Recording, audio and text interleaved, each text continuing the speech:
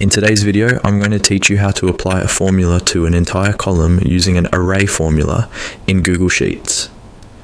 This is a really useful trick when you don't want to copy a formula down manually for hundreds or even thousands of rows. Instead, you'll write it once and Google Sheets will automatically apply it to every relevant row. First, open Google Sheets in your browser and then open the spreadsheet where you want to work. Make sure you're looking at the sheet that contains your data.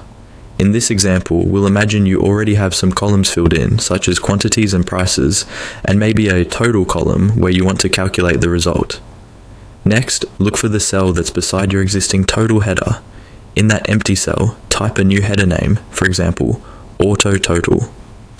This is going to be the column where our array formula will automatically fill in all the results.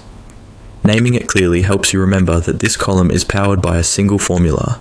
Now, scroll down to the last row of your data so you can see the full column you're about to affect.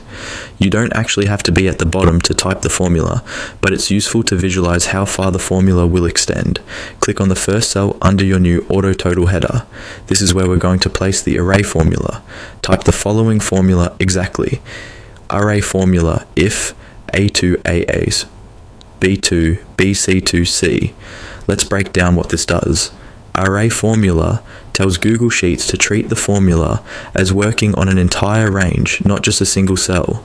The IF part is checking column A, starting from A2 downwards. If a cell in column A is empty, it returns an empty string, so the row stays blank.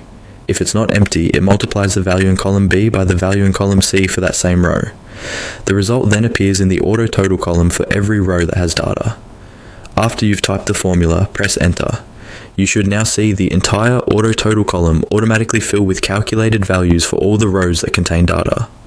Finally, click on the formula cell again and just double check that everything looks correct. The ranges start at row 2, the columns match your data, and the formula begins with array formula. Once that's confirmed, you're done.